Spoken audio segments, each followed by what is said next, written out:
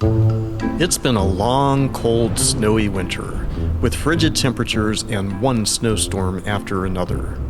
And while I do like snow, at some point I started to get sick of it. So I drove up to Cape Liberty, New Jersey and boarded Royal Caribbean's Odyssey of the Seas. Normally, Odyssey spends the winter running the same one-week loop to the Bahamas, Port Canaveral, Coco Cay, Nassau, over and over again. But this sailing was different.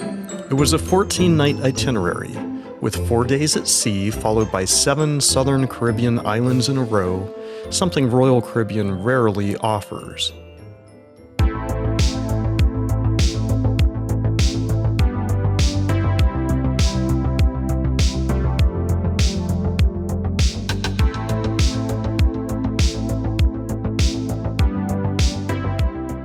The ship threaded through one of the busiest ports on the East Coast, bid Lady Liberty goodbye, and passed beneath the Verrazano Narrows Bridge with just enough clearance for the ship to squeeze through.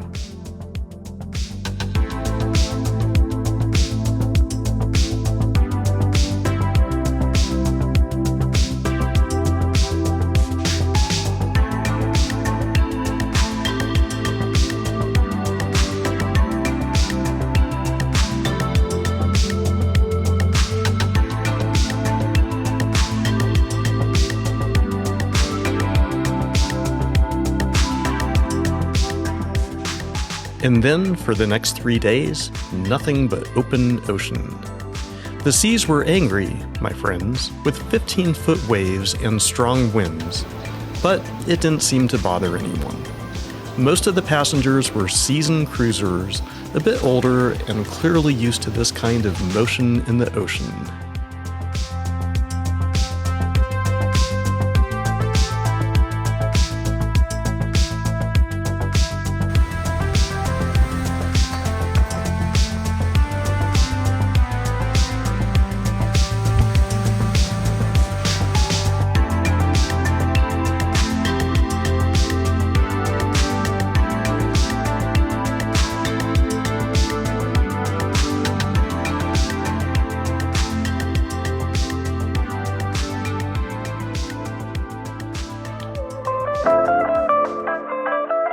After 4 days at sea, the first island finally began to take shape on the horizon.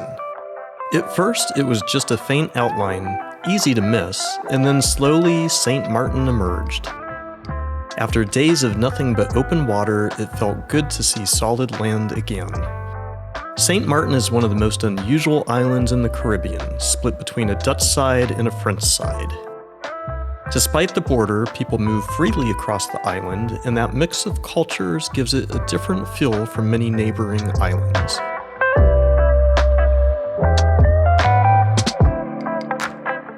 I spent the morning at Mullet Bay, an easy place to spend a few hours, even with a passing rain shower or two.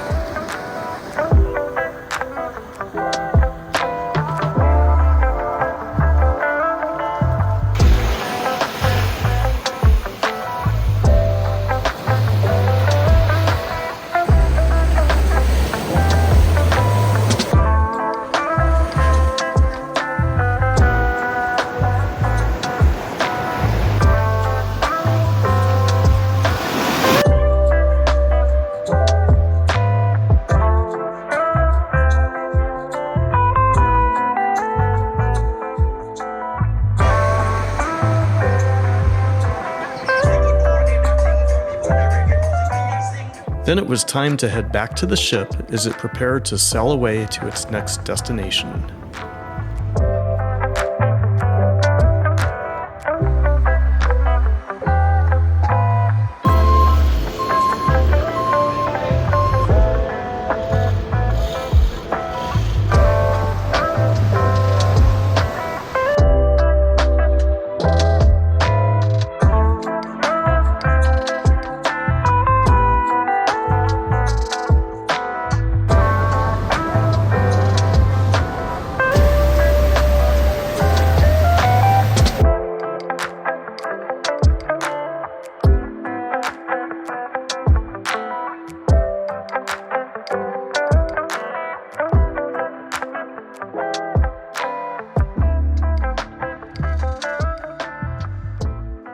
And then it was on to Antigua. The island is fairly small, roughly 14 miles by 11 miles, but it's famously known for having 365 beaches, enough to visit a new one every day of the year.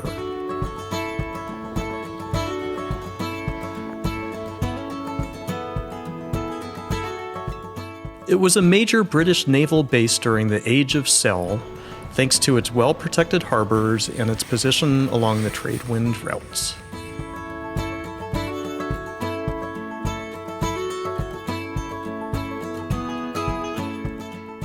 I went on an excursion that hiked through the brush and up to Fort Barrington, an 18th century British fort with sweeping views in every direction. From there, I hiked down to a pristine beach where the sand was bright white and the water was clear and turquoise.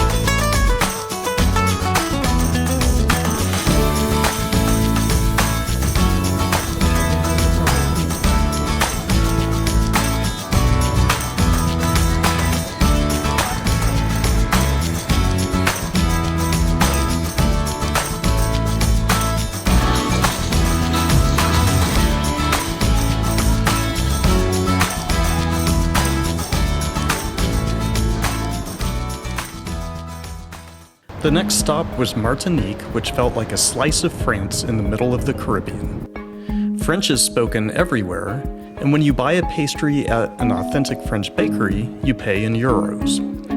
Rather than heading to a beach, I went inland to Jardin des Balades, a botanical garden set in the hills above Fort de France, known for its dense tropical plants and wide variety of flowers.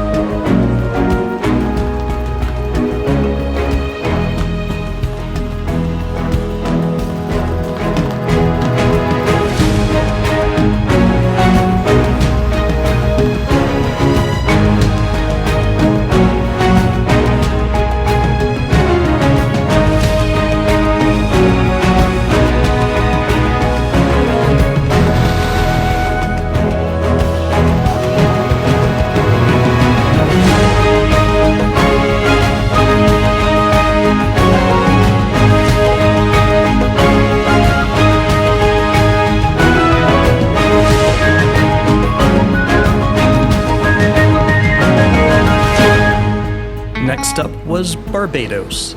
Unlike the other islands with their mountains rising straight out of the sea, Barbados is almost completely flat, a coral island surrounded by volcanic ones. My excursion here was more of a history lesson, including a visit to George Washington House, the only place outside the United States he ever visited. He stayed here briefly in 1751, and some historians believe the trip may have influenced his later leadership during the American Revolution.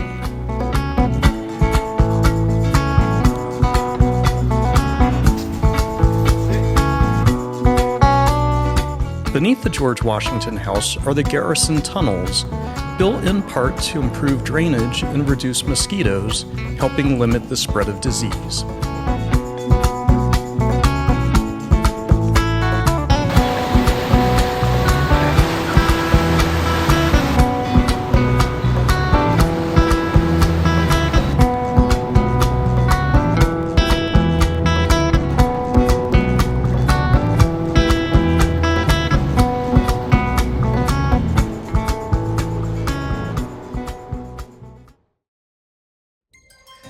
The next stop was St. Lucia. St. Lucia is best known for the Pitons, two mountain peaks that rise sharply out of the sea. They have a real presence, the kind that simply takes your breath away when you first see them.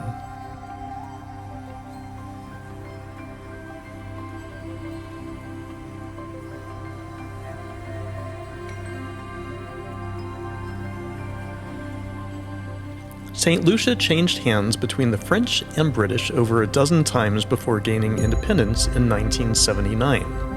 Today, both English and a French-based Creole are spoken, reflecting that history.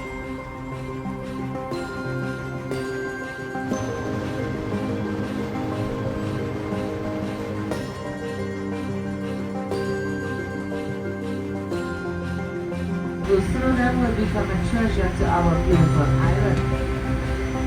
For the washroom areas and gents, you are located to my left. I went on a catamaran excursion that drifted onto postcard-worthy beaches and took us directly into the shadows of the Pitons.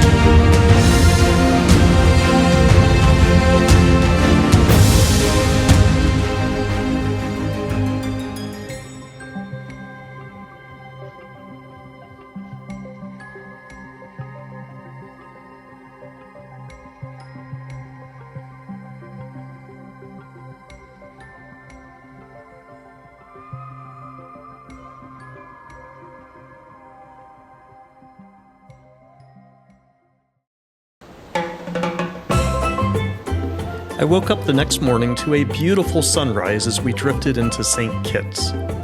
St. Kitts is one of the oldest European settlements in the Caribbean, where both the British and French first established colonies in the early 1600s. From here, they expanded across much of the region. Today, it feels quieter and more laid back than many of the islands around it.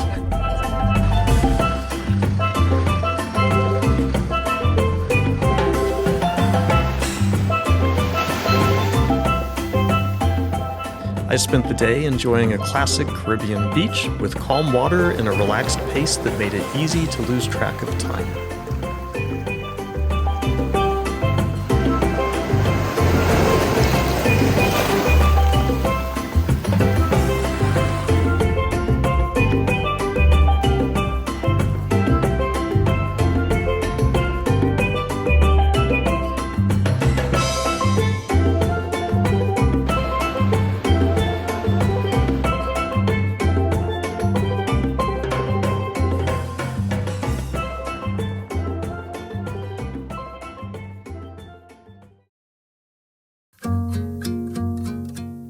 Our final stop was Puerto Rico.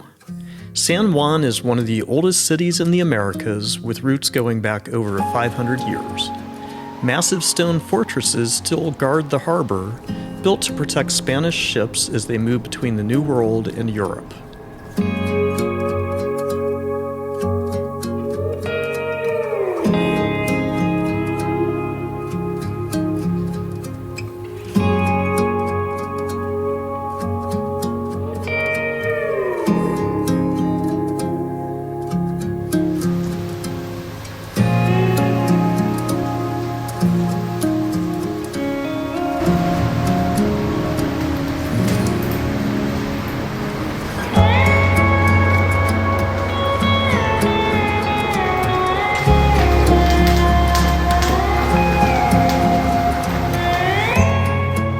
After waiting for some rain to pass, I spent the day exploring on my own, walking through the narrow streets of Old San Juan with its colorful buildings and centuries of history around every corner.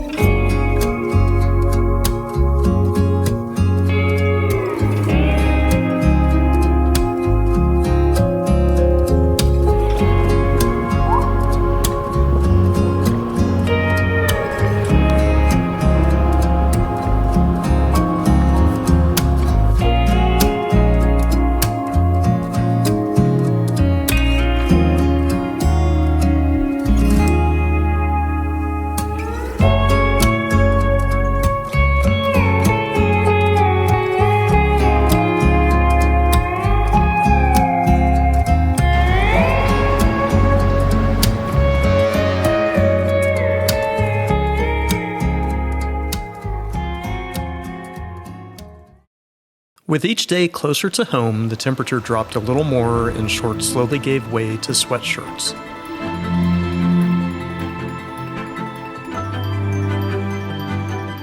Everything about this trip was perfect. The destinations, the tempo, the sunsets, the people on board, the food. Even the slot machines were kind.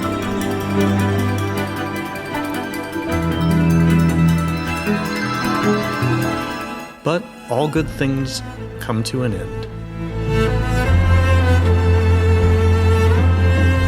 Cruises have a funny way of bringing you back right to where you started, but with a whole new perspective.